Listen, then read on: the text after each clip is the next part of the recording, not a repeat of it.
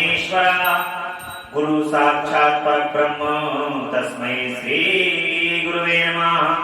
अखंड मंडलाकारं व्याप्तेन चराचरं तत्पदं दर्शितं देवं तं नमामि गुरुदेव। बोल गुरु भगवान की जय।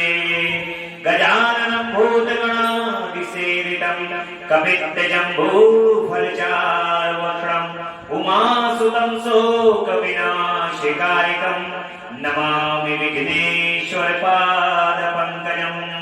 बोल गणपति गजानन भगवान की जय। सर्वमंगल मंगले शिवे सर्वार्थ साधिके शरण्ये त्र्यंबके गौरी नारायणी नमस्तुते। ओम जयंती मंगला काली भद्रकाली कपालिनी दुर्गा क्षमा शिवा धात्री स्वाहा स्वधा नमस्तुते। बोल अम्बा रानी की जय। जगदम्बा रानी की जय। कर्पूर गौरव करुणावतारम संसारिचारं मुनिनेत्रं सदा वसन्तं हृदयारविन्दे भवं भवानी सहितं नमामि। नागेन्द्रहाराय त्रिलोचनाय भस्मांगराय महेश्वराय नित्याय शुद्धाय दिगंबराय तस्मै नाकराय नमः शिवाय। ओम नमः शिवाय। ओम नमः शिवाय। ओम नमः शिवाय। बोले भूत भावन भगवान की जय। महामृत्युंजय भगवान की जय। भगवान श्री गुरुदेव की असीम अनुकंपा से माता पिता के आशीर्वाद आप सभी भक्तों के भाग्य के कारण प्रेम श्रद्धा विश्वास जगदम्बा अम्बा पराशक्ति की असीम कृपा भगवान भूत भावन भोलेनाथ की असीम अनुकंपा से दसों दिशाओं से आने वाली कृपा के कारण ही भगवान की कथा का आज 29वां दिवस। भक्त भगवान की कथा को परम आनंद के साथ 29 दिन से लगातार इस अमृत को कर्ण से पी रहे हैं, कान से। भगवान की कथा का जो अमृत है वो कर्ण के माध्यम से भक्त उसका पान कर रहे हैं। वस्तुतः जो खाने पीने की वस्तु होती हैं वो मुंह के द्वारा खाई जाती हैं, परंतु भगवान के रस का पान कर्ण के माध्यम से भक्त करते हैं। जहां भगवान की कथा होती है भक्तों को भगवान की कथा का सुनना, कान से उसका सुन करके रस प्राप्त होता है।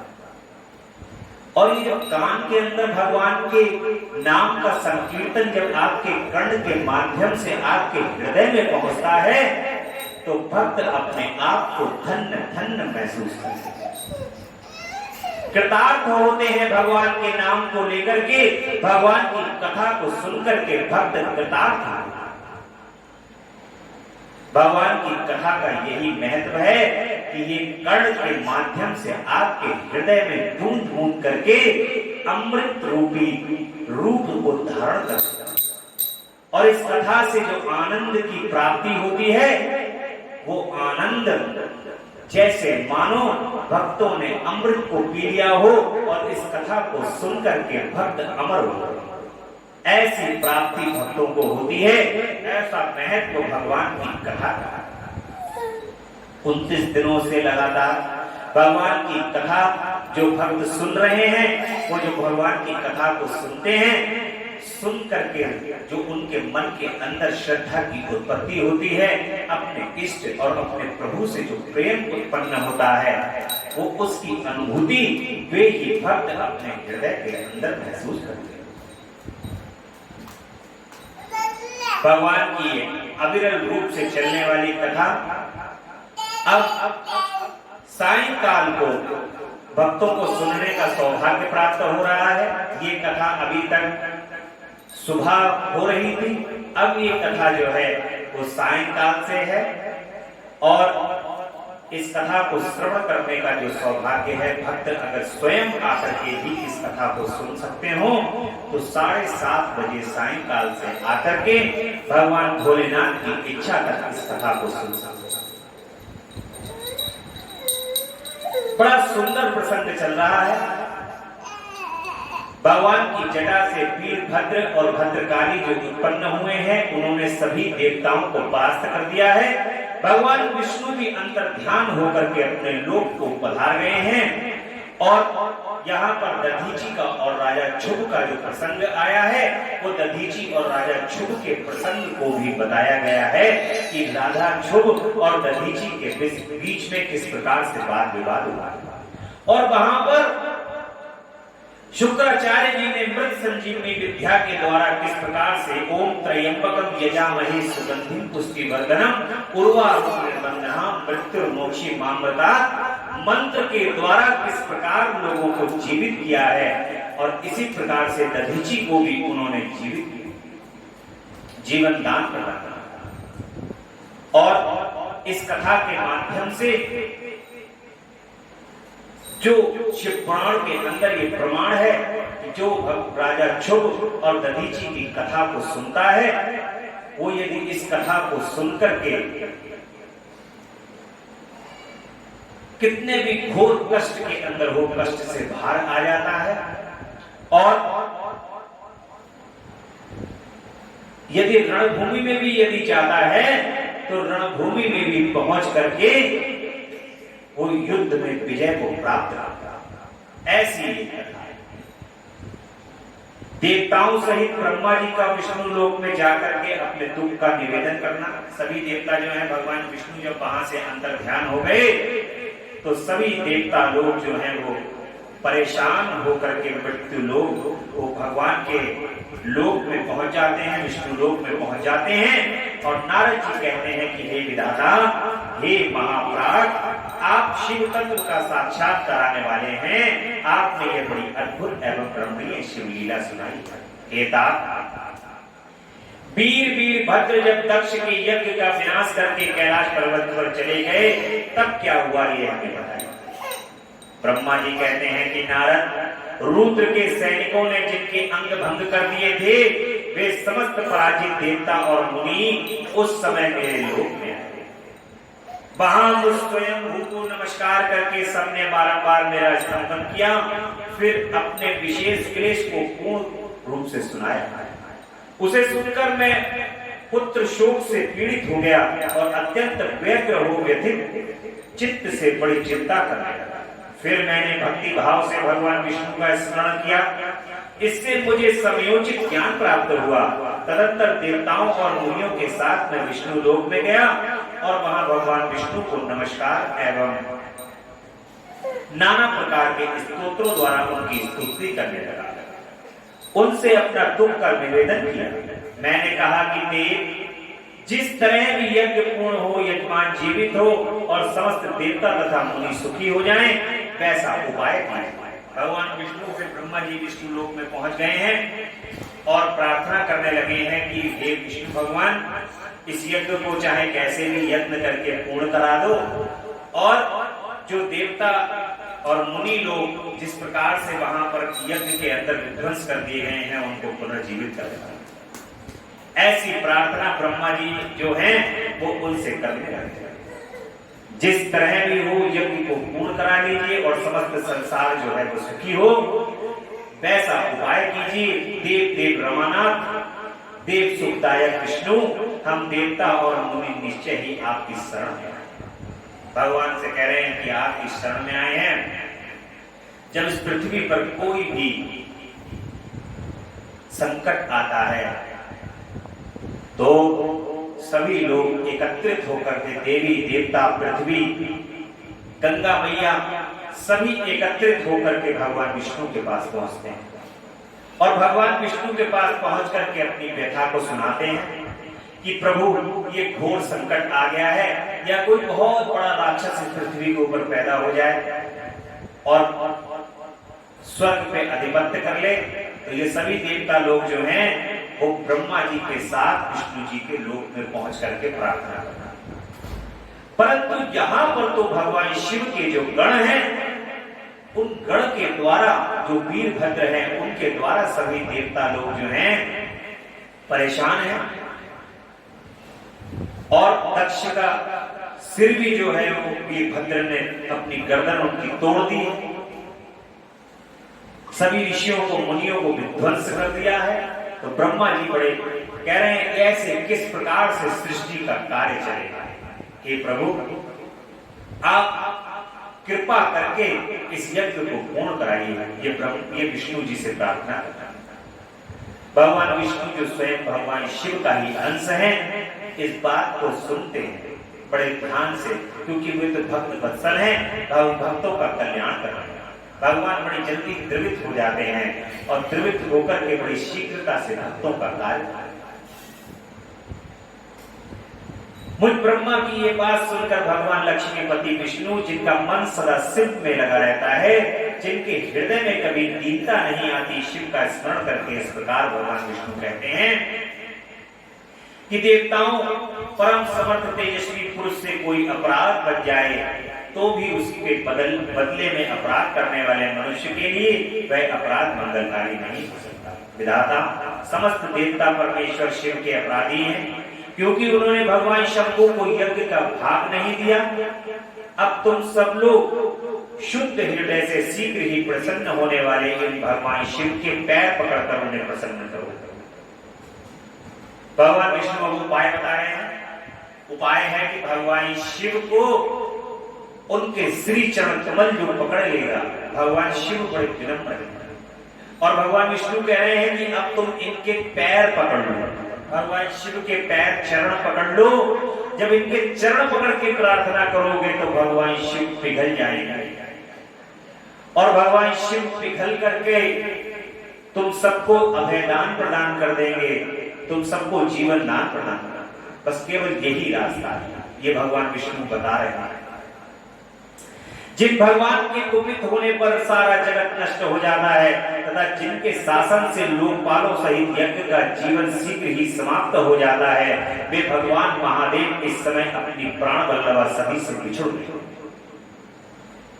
तथा अत्यंत दुरात्मा दक्ष ने अपनी दुर्वचन स्वरूप वाणी से उनके हृदय को पहले ही घायल कर दिया है। अतः तुम लोग शीघ्र ही जाकर उनसे अपने अपने अपराधों के लिए क्षमा मांगो। भगवान शिव का भाग यज्ञ के अंदर नहीं था, फिर भी हम लोग उस यज्ञ के अंदर टिके रहे, ये हमारा अपराध है, ऐसा भगवान विष्णु कह रहे हैं। और ऐसा जो हमने अपराध किया है, इसकी अब हमें क्षमा याचना भगवान शिव से करनी ही चाहिए। जब भगवान शिव से हम ये क्षमा याचना करेंगे तो वे तो दीन बंधु भक्त वत्सल हैं, भगवान शीघ्र ही पिघल जाएंगे और भगवान हम सबको अभयदान प्रदान कर देंगे। उन्हें शांत करने का केवल यही सबसे बड़ा उपाय है। ऐसा भगवान विष्णु कह रहे हैं कि ओ शांत केवल हमारी प्रार्थना से और उनके शरणागत में हो जाओ। भगवान के श्री चरण कमल में शरणागति ले लो। तो जब शरणागत ले लोगे तो भगवान तो शरणागत की रक्षा करने वाले हैं। जब उनकी शरणागत में पहुंच गए तो फिर तो आपको रक्षा करना ही करना है। फिर भी भगवान आपको कैसे जो है वो सृष्टि को नष्ट कर देगा, ऐसा भगवान विष्णु कह रहे हैं। मैं समझता हूं ऐसा करने से भगवान शंकर को संतोष होगा। मैंने सच्ची बात कही है। ब्रह्मा, मैं भी तुम सब लोगों के साथ भगवान शिव के निवास स्थान पर चलूंगा और उनसे क्षमा। देवता आदि सहित मुझ ब्रह्मा को इस प्रकार आदेश देकर श्री हरि ने देवगणों के साथ कैलाश पर्वत पर जाने का विचार किया। तदंतर देवता, मुनि और प्रजापति आदि जिनके स्वरूप ही हैं, वे श्री हरि एवं उन सबको साथ ले अपने वैकुंठ धाम से भगवान शिव के सुख निवास की श्रेष्ठ कैलाश को। कैलाश भगवान शिव को सदा ही अत्यंत प्रिय है। मनुष्यों से भिन्न किन्नर, अप्सराएं और योग सिद्ध महात्मा पुरुष उसका भली भांति सेवन करते हैं तथा वह पर्वत बहुत ही ऊंचा है। उसके निकट रुद्रदेव के मित्र कुबेर की अलका नामक महादिव्य एवं निर्मणीय हुई। यहीं पर ही उनके मित्र जो है वो कुबेर है, उनकी अलका नामक महादिव्य और रमणीय पुरी है, जिसे सब देवताओं ने देखा है। उस पुरी के पास ही सुगंधित वन भी देवताओं को की दृष्टि में आया, जो सब प्रकार के वृक्षों से हरा भरा एवं दिव्य था। उसके भीतर सर्वत्र सुगंध फैलाने वाले सुगंधित नामक कमल खिले हुए थे। उसके बाहरी भाग में नंदा और अलकनंदा ये दो अत्यंत पावन दिव्य सरिताएं बहती हैं, जो दर्शन मात्र से प्राणियों के पाप हरि। यक्षराज कुबेर की अलकापुरी और सौगंधिक वन को पीछे छोड़कर आगे बढ़ते हुए देवता थोड़ी ही दूर पर शंकर जी के बट वृक्ष को देखते हैं। उसमें चारों ओर अपनी अविचल छाया फैल रखी थी। वह वृक्ष 100 योजन ऊंचा था और उसकी शाखाएं 75 योजन तक फैली हुई। उस पर कोई घोंसला नहीं था और ग्रीष्म ताप तो उसमें सदा दूर ही रहता था। बड़े पुण्यात्मा पुरुषों को ही उसका दर्शन हो सकता है। वह परम रमणीय और अत्यंत पावन है। वह दिव्य वृक्ष भगवान शंभू का योग स्थल है, योगियों के द्वारा सैव्य और परम उत्तम।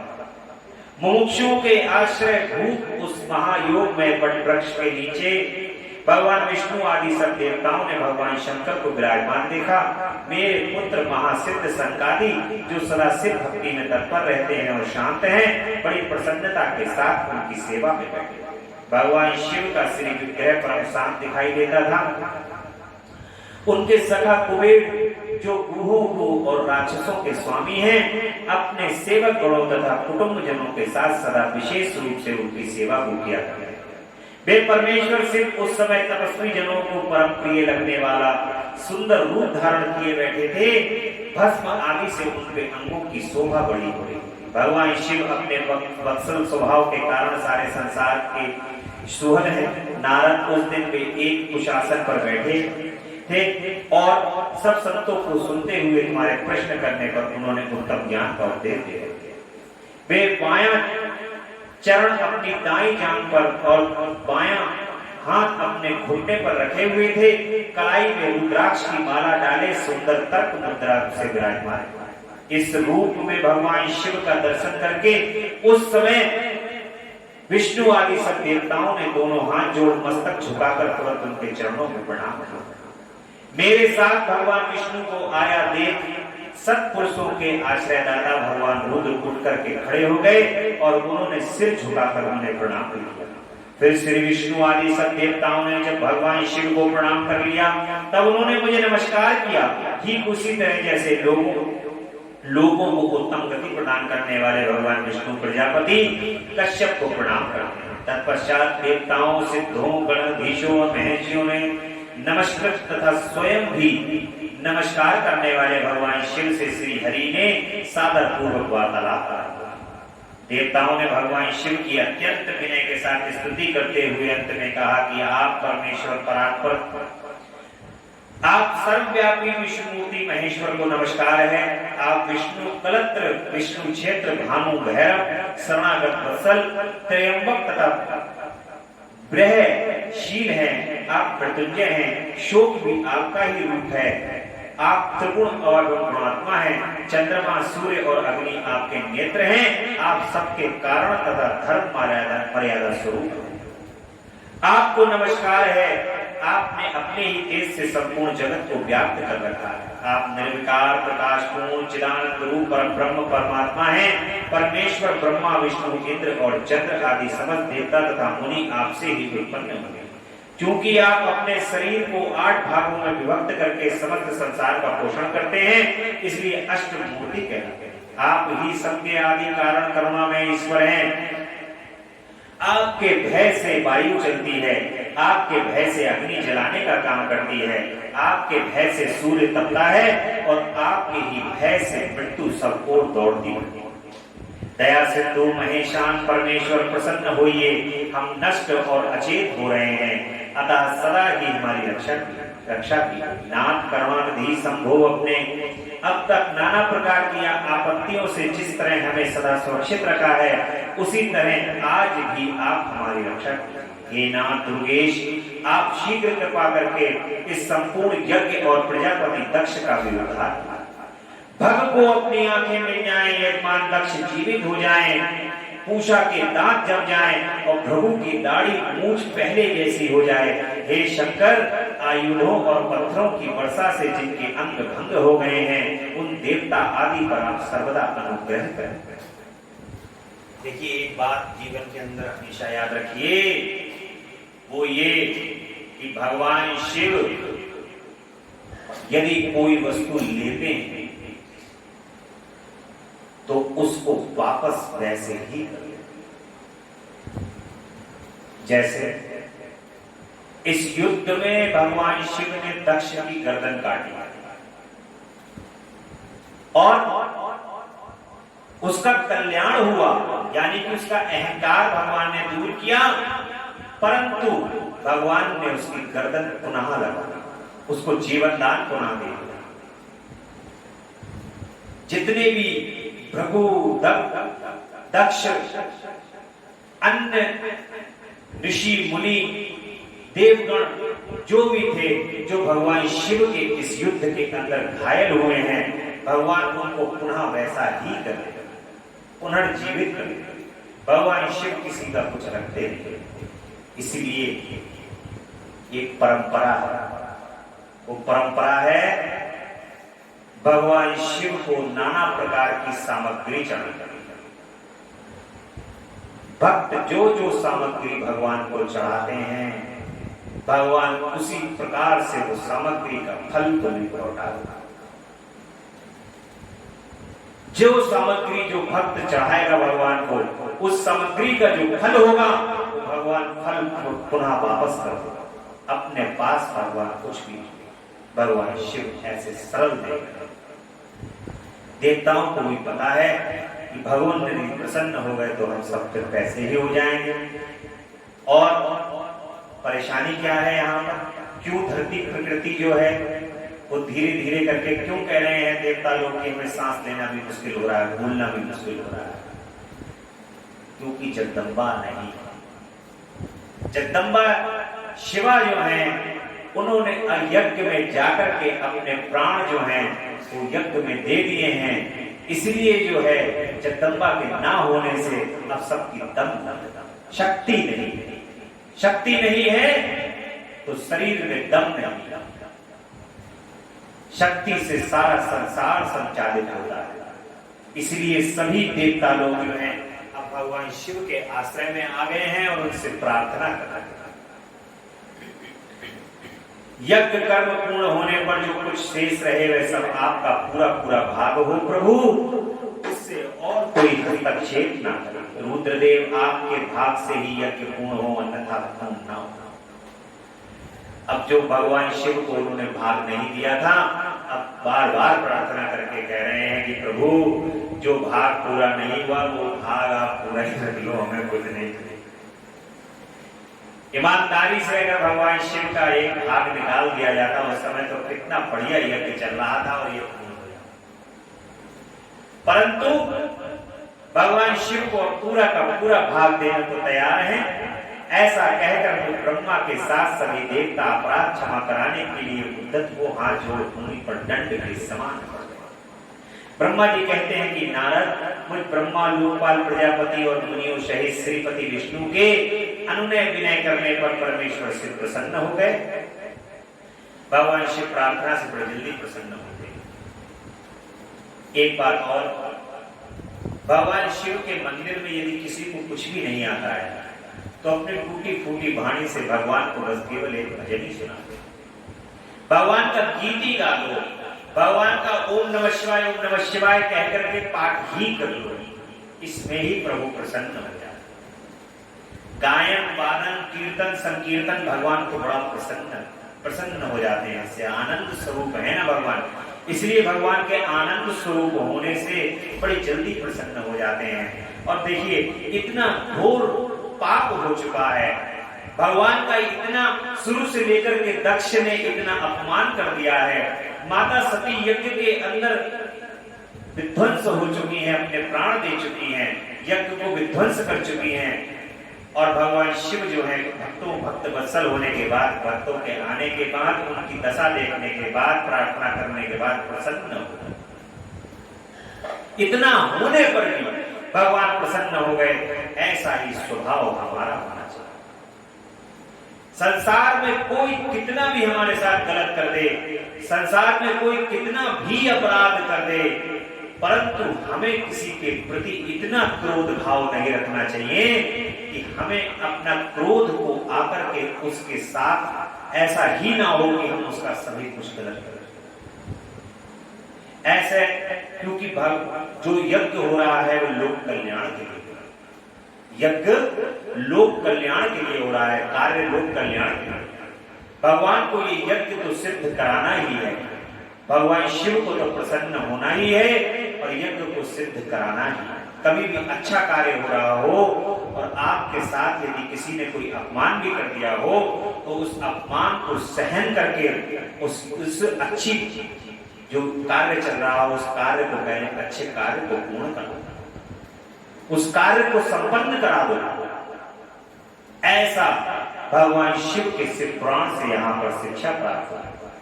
देवताओं को आश्वासन देकर भगवान शिव हंसकर उन पर परम अनुग्रह करते हुए करुणा निधान परमेश्वर भगवान शिव कहते हैं, महादेव कहते हैं, सर्वश्रेष्ठ ब्रह्मा और विष्णु आप दोनों सावधान होकर मेरी बात, मैं सच्ची बात कहता हूं, आप दोनों की सभी बातों को मैंने सदा माना है। दक्ष के यज्ञ का यह विध्वंस मैंने नहीं किया। दक्ष स्वयं ही दूसरों से द्वेष करता है, दूसरों के प्रति जैसा बर्ताव किया जाएगा वह अपने लिए वैसा ही फलित है। जो जैसा दूसरों के साथ बर्ताव करता है वैसा ही बर्ताव फलित होगा। अतः ऐसा कर्म कभी नहीं करना जो दूसरों को कष्ट देने वाला हो। दक्ष का मस्तक जल गया है, इसलिए इनके सिर के स्थान में बकरे का सिर जोड़ दिया जाए। भग देवता मित्र की आंख से अपने यज्ञ भाग को देखे। पूसा नामक देवता जिनके दांत टूट गए हैं यजमान के दांतों से भली भांति पीसे गए यज्ञान्न का भक्षण, यह मैंने सच्ची बात बताई है। मेरा विरोध करने वाले भगु की दाढ़ी के स्थान में बकरे की दाढ़ी लगाई। शेष सभी देवताओं के जिन्होंने मुझे यज्ञ भाग के रूप में यज्ञ की अपशिष्ट वस्तुएं दी हैं, सारे अंग पहले की भांति ठीक हो जाएंगे। अधर्वु आदि याज्ञिकों में से जिनकी भुजाएं टूट गई हैं वे अश्विनी कुमारों की भुजाओं से, और जिनके हाथ नष्ट हो गए हैं वे पूसा के हाथों से अपने काम चलाएं। यह मैंने आप लोगों के प्रेम बस कहा है। भगवान कह रहे हैं आप लोगों के प्रेम बस मैंने ऐसा कहा है। ब्रह्मा जी कहते हैं नारद ऐसा कहकर वेद का अनुसरण करते हुए सुर सम्राट चराचरपति दयालु भगवान महादेव चुप हो गए। भगवान शंकर का यह भाषण सुनकर श्री विष्णु और ब्रह्मा सहित संपूर्ण देवता संतुष्ट होने तत्काल साधुवाद दिए। तदंतर भगवान शंभु को आमंत्रित करके ब्रह्मा और देव ऋषियों के साथ श्री विष्णु अत्यंत हर्षपूर्वक पुनः दक्ष की यज्ञशाला की ओर चले। इस प्रकार उनकी प्रार्थना से भगवान शंभु विष्णु आदि देवता के साथ दखल में स्थित प्रजापति दक्ष की यज्ञशाला में बताया। उस समय रुद्रदेव ने वहां यज्ञ और विशेषता देवताओं तथा ऋषियों का जो वीरभद्र के द्वारा विध्वंस किया गया था उसे देखा। स्वाहा सुधा पुष्टि तुष्टि धृति सरस्वती समस्त ऋषि पितर अग्नि तथा अनन्य बहुत से यक्ष गंधर्व और राक्षस वहां पे पड़े थे। उनमें से कुछ लोगों के अंग तोड़ डाले गए थे, कुछ लोगों के बाल नोच लिए गए थे और कितने ही उस समरांगण में अपने प्राणों से हाथ धो बैठे थे। उस यज्ञ की वैसी दुर्वस्था देखकर भगवान शंकर ने अपने गुणनायक महापराक्रमी वीरभद्र को बुलाकर हंसते हुए कहा कि महाबाहु वीरभद्र, ये तुमने कैसा कहा? तात तुमने थोड़ी ही देर में देवता तथा ऋषि आदि को बड़ी भारी दंड दे दिया। वत्स, जिसने ऐसा द्रोहपूर्ण कार्य किया है उस विलक्षण यज्ञ का आयोजन किया और जिसे ऐसा फल मिला उस दक्ष को तुम शीघ्र ही मारे। भगवान शंकर के ऐसा कहने पर वीरभद्र ने बड़ी उतावलीपन के साथ दक्ष का धड़ लाकर उनके सामने डाल दिया।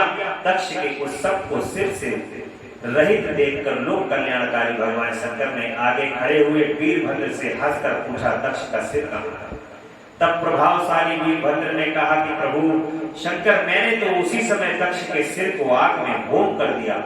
वीरभद्र की यह बात सुनकर भगवान शंकर ने देवताओं को प्रसन्नता पूर्वक वैसे ही आज्ञा दी जो पहले दे रखी थी। भगवान भव ने उस समय जो कुछ कहा उसकी मेरे द्वारा पूर्ति कराकर श्री हरि आदि सब देवताओं ने प्रभु आदि सबको शीघ्र ही ठीक कर दिया। तदंतर शंभु के आदेश से प्रजापति दक्ष के धड़ के साथ यज्ञ पशु बकरे का सिर जोड़ दिया। उस सिर के जोड़े जाते ही शंभु की शुभ दृष्टि पड़ने से प्रजापति के शरीर में प्राण आ गए और वे तत्काल सोकर जगे हुए पुरुष की भांति उठकर खड़े हो गए। उठते ही उन्होंने अपने सामने करुणानिधि भगवान शंकर को देखा। देखते ही दक्ष के हृदय में प्रेम को बढ़ाया। अब प्रेम क्यों बढ़ाया? क्योंकि अहंकार रूपी जो सिर है वो जल करके नष्ट हो चुका और बकरे का सर लग चुका है। अब अहंकार कभी दक्ष के हृदय के अंदर प्रवेश नहीं करेगा, क्योंकि अब तो वो बकरे का सिर लग चुका है। अहंकार रूपी जो सिर है वो नष्ट हो चुका है, अहंकार जा चुका है। और जब अहंकार चला जाता है ना तो भगवान के लिए वो बड़ा प्रिय है।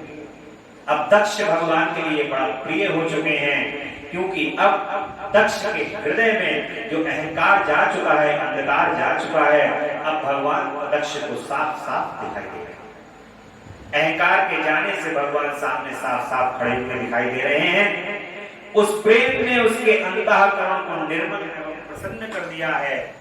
पहले महादेव से द्वेष होने के कारण उसका अंतःकरण मलिन हो गया था, परंतु उस समय शिव के दर्शन से वे तत्काल शरद ऋतु के चंद्रमा की भांति निर्मल हो गए। उसके मन में भगवान शिव की स्तुति करने का विचार उत्पन्न हुआ, परंतु वे अनुराग के कारण अपनी मरी हुई पुत्री का स्मरण करके व्याकुल हो जाने के कारण तत्काल उनका स्तंभन न कर सका। थोड़ी देर बाद मन स्थिर होने पर दक्ष ने लज्जित होकर के भगवान शिव को प्रणाम किया और उनकी स्तुति आरंभ की। उन्होंने भगवान शंभु की महिमा गाते हुए बारंबार उन्हें प्रणाम किया। परमेश्वर आपने ब्रह्मा होकर सबसे पहले आत्म तत्वज्ञता का ज्ञान प्राप्त करने के लिए अपने मुख से विद्या तप और व्रत धारण करने वाले ब्राह्मणों को उत्पन्न किया था। जैसे ग्वाला लाठी लेकर गौओं की रक्षा करता है, उसी प्रकार मर्यादा का पालन करने वाले आप परमेश्वर दंड धारण किए उन साधु ब्राह्मणों की सभी विपत्तियों से रक्षा कर। मैंने दुर्वचन रूपी बाणों से आप परमेश्वर की को बीन डाला था, फिर भी आप मुझ पर अनुग्रह करने के लिए वहां आ गए। आप मेरी ही तरह अत्यंत दैन्यपूर्ण आशा वाले इन देवताओं पर भी कृपा कीजिए प्रभु। भक्त वत्सल दीन बंधु शंभु, मुझ में आपको प्रसन्न करने के लिए कोई गुण नहीं। दक्ष कह रहे हैं कि आपको प्रसन्न करने के लिए प्रभु मुझ में कोई गुण नहीं बचा, क्योंकि मैं आपको प्रसन्न कर सकता था इससे पहले यदि मेरे अंदर का ये दुर्व्यवहार जो है वो आपके साथ यदि नहीं होता, ये अहंकार यदि नहीं होता, तो मैं आपको प्रसन्न कर सकता। हे शंभु, आप षटविध ऐश्वर्य से संपन्न परात्पर परमात्मा हैं, अतः अपने ही बहुमूल्य उदारता पूर्ण बर्ताव से मुझ पर संतुष्ट हो। ब्रह्मा जी कहते हैं कि नारद इस प्रकार लोक कल्याणकारी भगवान शिव स्तुति करके विनय चित्त प्रजापति दक्ष चुप हो गया। तदंतर श्री विष्णु ने हाथ जोड़ भगवान वृषभध्वज को प्रणाम करके प्रसन्नता पूर्वक हृदय और वाश और गदगद वाणी द्वारा उनकी स्तुति प्रारंभ की। देव देव महादेव करुणा सागर प्रभु, आप स्वतंत्र परमात्मा हैं, अद्वितीय एवं अविनाशी परमेश्वर हैं। देव ईश्वर, आपने मेरे पुत्र पर अनुग्रह किया है। अपने अपमान को न देख करके, अपमान की ओर कुछ भी न ध्यान देकर दक्ष के यज्ञ का उद्धार किया है। देवेश्वर, आप प्रसन्न होइए और समस्त शापों को दूर करिए। आप सज्ञान हैं, अतः आप ही मुझे कर्तव्य की ओर प्रेरित करने वाले हैं और आप ही अकर्तव्य से रोकने वाले हैं। हे महामुनि, इस प्रकार परम महेश्वर की स्तुति करके मैं दोनों हाथ जोड़कर मस्तक झुकाकर खड़ा हो गया। तब सुंदर विचार रखने वाले इंद्र आदि देवता और लोकपाल भगवान शंकर देव की स्तुति करने लगे। उस समय भगवान शिव का मुखारविंद प्रसन्नता से खिल उठा। उसके बाद प्रसन्न चित्त हुए समस्त देवताओं, दूसरे सिद्धों, ऋषियों और प्रजापतियों ने भी भगवान शिव का सहर्ष सम्मान किया। इसके अतिरिक्त उपदेवों, नागों, सदस्यों तथा ब्राह्मणों ने पृथक पृथक प्रणाम पूर्वक उन्हें भक्ति भाव से उनकी स्तुति की। ब्रह्मा जी कहते हैं, नारद, इस प्रकार भगवान श्री विष्णु मेरे देवताओं, ऋषियों के तथा अन्य लोगों के स्तुति करने पर महादेव बड़े प्रसन्न हुए। फिर उन शंभु ने समस्त ऋषियों, देवताओं आदि को कृपा दृष्टि से देखकर तथा मुझ ब्रह्मा और विष्णु का समाधान करके दक्ष से इस प्रकार, महादेव कहते हैं कि प्रजापति दक्ष, मैं जो कुछ कहता हूँ उसे सुनो। तुम पर प्रसन्न हूँ, यद्यपि मैं सबका ईश्वर और स्वतंत्र हूँ तो भी सदा ही अपने भक्तों के अधीन। भगवान कह रहे हैं कि मैं स्वतंत्र हूँ, परंतु अधीन किसके रहता हूँ? भक्तों। भगवान किसी के भी अधीन नहीं है, भगवान केवल और केवल अपने भक्तों के अधीन है। अगर उन त्रिलोकी नाथ को अधीन करना है तो उनके चरणों की भक्ति करें। अगर उनके चरणों की भक्ति करोगे तो वो तुम्हारे अधीन होगा, ऐसा वो स्वयं कहते हैं। और भक्ति करना, भगवान की भक्ति करना, कहां से भक्ति आती है? भगवान की भक्ति सत्संग से, भगवान की भक्ति भगवान की कथा से आती है, भगवान की भक्ति भगवान की कीर्तन से उत्पन्न होती है। यही भगवान की भक्ति के प्रकार हैं। और जो भक्त भगवान की कथा को सुनते हैं, भगवान के नाम का स्मरण करते हैं, भगवान का कीर्तन करते हैं, भक्ति के नाम का जो बीज है उनके हृदय में वो बीज पड़ जाता है। और खाद पानी क्या है बीज को देने का? भक्ति तो पड़ गई, परंतु वो भक्ति नाम का जो पौधा है, जो धीरे धीरे धीरे धीरे आपके हृदय में बीज के रूप में उत्पन्न होता है, उसका खाद पानी ये कथा ही। जब आप भगवान की कथा को सुनते हैं तो वो खाद रूपी रस जो है वो धीरे से उस बीज में जाकर के उस पौधे को बढ़ाने लगता है और भगवान की भक्ति प्राप्त होती है। ये पौधा जब धीरे धीरे धीरे धीरे करके जब बड़ा होने लगता है तो भगवान के श्री चरण कमल और उनकी भक्ति, उनके दर्शन किस प्रकार से होंगे, ये ज्ञान प्राप्त होने लगता है। भगवान की ज्ञान प्राप्त करने के लिए वेद शास्त्रों को पढ़ने की आवश्यकता नहीं है। भगवान का ज्ञान प्राप्त करने के लिए तो इसे प्रेम करने की आवश्यकता है। जब तुम इनसे प्रेम करोगे तो तुम्हें अपने आप ही सर्वथा सब कुछ ज्ञात होने लगेगा कि मुझे क्या करना है और क्या नहीं करना है। एक समय ऐसा आएगा जब तुम उनसे प्रेम करते करते करते करते करते करते एक ऐसे बिंदु पर पहुंच जाओगे जहां पर तुम्हें लगने लगेगा कि यहाँ ये जो नीचे जो हम कर रहे हैं यहाँ से कुछ भी नहीं है, जो कुछ है वो उनके पास ही, उनके नाम के स्मरण में, उनके नाम का स्मरण करते रहो, उनके नाम को लगातार रटते रहो। ओम नमः शिवाय, ओम नमः शिवाय, ओम नमः शिवाय का जाप करते रहो और तदंतर भगवान शिव का स्मरण करते रहो।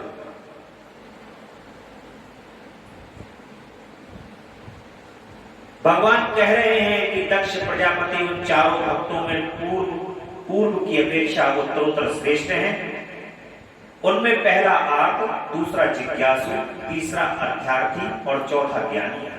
पहले के तीन तो सामान्य श्रेणी के भक्त हैं, किंतु चौथा का अपना विशेष महत्व है। उन सब भक्तों में चौथा ज्ञानी ही मुझे अधिक प्रिय है, वह मेरा रूप माना गया है, उससे बढ़कर दूसरा कोई मुझे प्रिय नहीं है। अब मैं सत्य सत्य कहता हूं, मैं आत्मज्ञ हूं। वेद वेदांत के पारगामी विद्वान ज्ञान के द्वारा मुझे जान सकते हैं। जिनकी बुद्धि मंद है वे ही ज्ञान के बिना मुझे पाने का प्रयत्न करते हैं।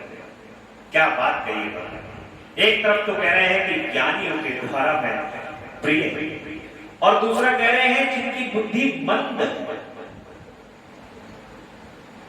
मंद बुद्धि वाले जो हैं वो मुझे पाने का प्रयत्न करते हैं। मंद का मतलब समझ रहे हो? भगवान के जब पास हम हो तो अपनी किसी भी प्रकार से बुद्धि नहीं, जब हम बुद्धि का प्रयोग करते हैं तो ये बुद्धि माया में उलझ जाती है, और माया में उलझने के बाद मायापति हमें दिखाई नहीं देते। मायापति जब हमें दिखाई नहीं देते तो ये बुद्धि को हमें मंद कर देना चाहिए। हर समय हर जगह भगवान के कार्य में बुद्धि नहीं लगानी चाहिए, अपनी बुद्धि को मंद कर लेना चाहिए। ऐसा भगवान कह रहे हैं, कर्म के अधीन हुए मूढ़ मानव मुझे वेद यज्ञ दान और तपस्या द्वारा भी कभी नहीं पा सकते। भगवान कह रहे हैं कि कर्म के अधीन हुए मूढ़ मानव भी मुझे वेद यज्ञ और दान तपस्या के द्वारा नहीं पा सकते। कर्म करो और सत्य कर्म करो, ऐसा भगवान कह रहे हैं।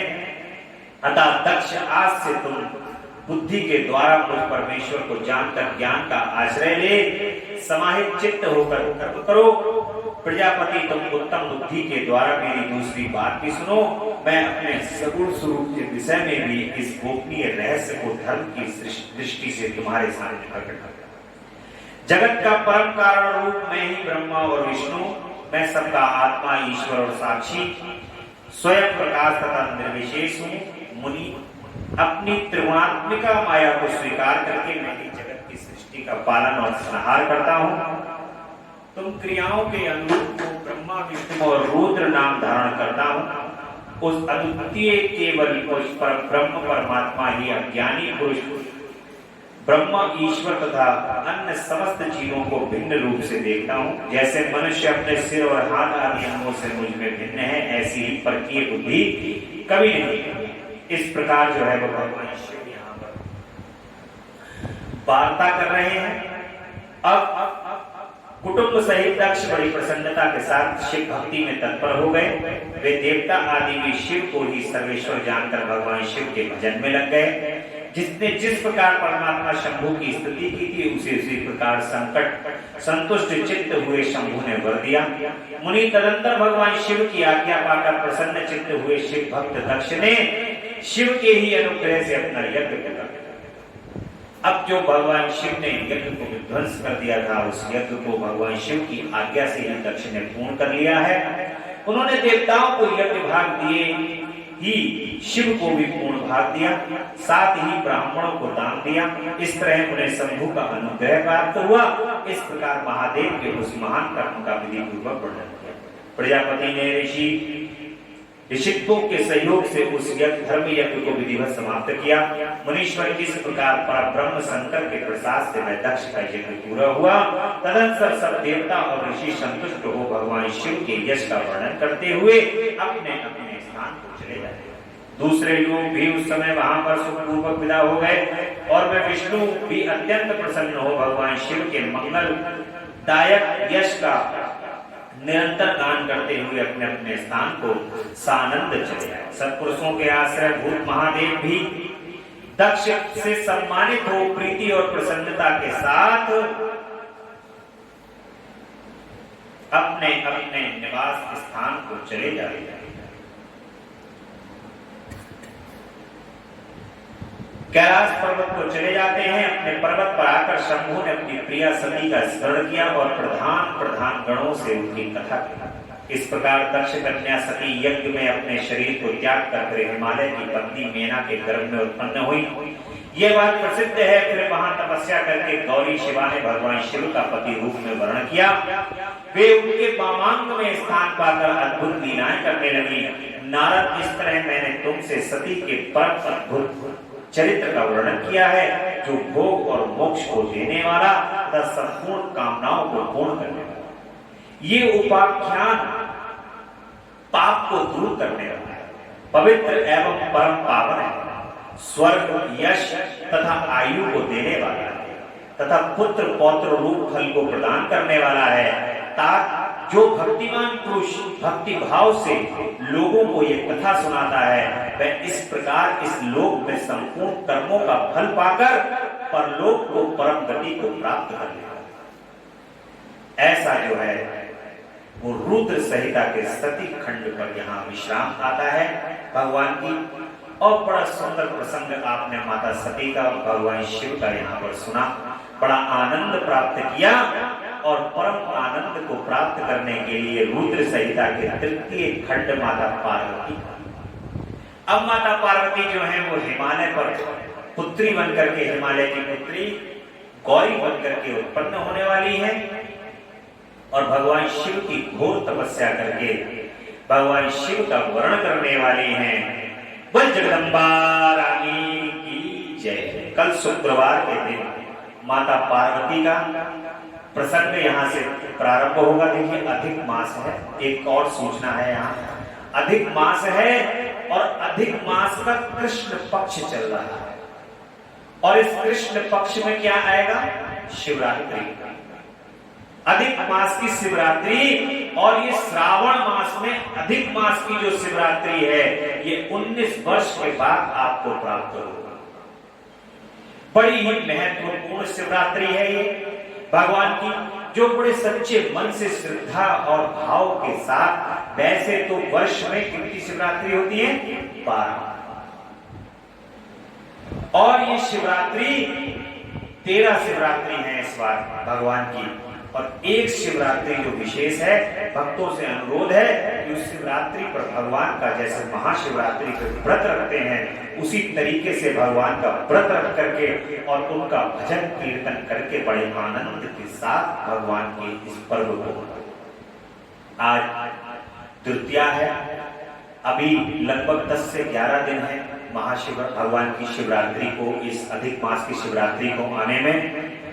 और ये जो 12, 13, 14 दिन है अमावस्या तक, बड़े बहुत ही प्रसन्न चित्त और आनंद चित्त होकर के भगवान की इस कथा को सभी भक्त श्रवण करें, भगवान की कथा का आनंद लें। भगवान परम सुख प्रदान करने वाले, परम आनंद को प्रदान करने वाले हैं। और कल शुक्रवार को तृतीय खंड में पार्वती खंड प्रारंभ होगा जगदम्बा की कृपा से।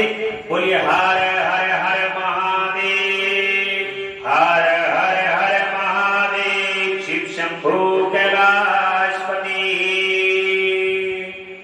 तेरा पल पल बीता जाए मुख से जप ले नमः शिवाय, तेरा पल पल बीता जाए मुख से जप ले शिवाय। ओम नमः शिवाय, ओम नमः शिवाय, ओम नमः शिवाय, ओम नमः शिवाय। मुसाफिरी जब पूरी होगी चलने की मजबूरी होगी, मुसाफिरी जब पूरी होगी चलने की मजबूरी होगी। अवसर खाली न जाए मन से जप ले नमः शिवाय, तेरा अवसर खाली न जाए मन से जप ले नमः शिवाय।